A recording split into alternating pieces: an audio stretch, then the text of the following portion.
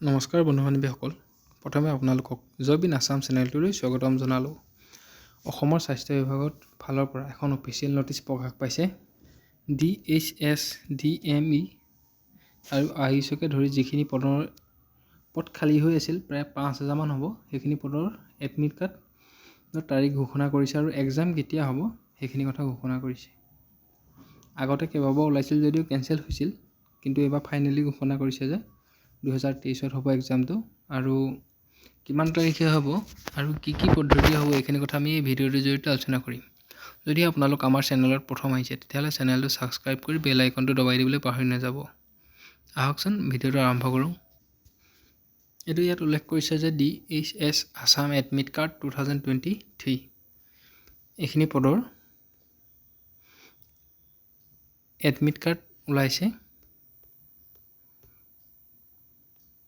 আৰু ইয়াত উল্লেখ কৰিছে যে যিখিনি গ্ৰেড 3 আৰু গ্ৰেড 4ৰ পদ আছিল সেইখিনি এক্সাম 22 জানুৱাৰী 2023 হ'ব আৰু টাইমটো দিছে 1টা বজাৰ পৰা 2:30 আৰু এডমিট কাৰ্ড উপলব্ধ হ'ব 16 জানুৱাৰী 2023।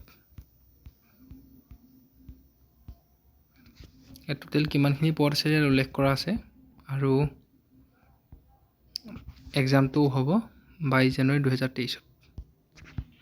ইয়াৰ আমি যিখন অফিচিয়েল নটিচ প্ৰকাশ পাইছে সেইখনো আমি এই ভিডিঅ'টোৰ জৰিয়তে দেখাবলৈ আপোনালোকক চেষ্টা কৰিম।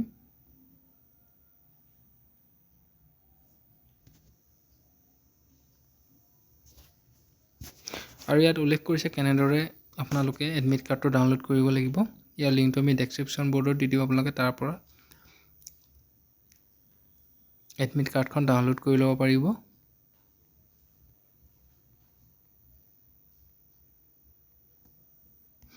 এখন হৈছে অফিচিয়েল নটিচখন। ইয়াত উল্লেখ কৰা আছে যে ৰিটেন এক্সাম,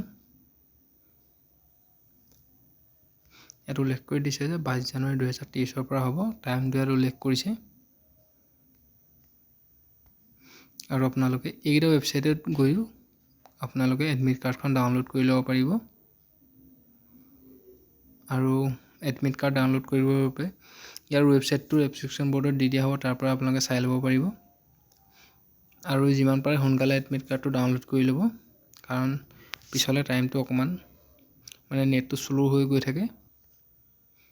আজিলৈ ভিডিঅ'টো ইমানেই আছিল। যদিহে আপোনালোকে চাকৰি আৰু জিকে সম্বন্ধীয় ভিডিঅ'সমূহ চাই থাকিব বিচাৰে তেন্তে আমাৰ চেনেলটো ছাবস্ক্ৰাইব কৰি বেল আইকনটো দবাই দিবলৈ পাহৰি নাযাব। লগতে ভিডিঅ'টো লাইক, কমেণ্ট, শ্বেয়াৰ কৰি দিব। ধন্যবাদ।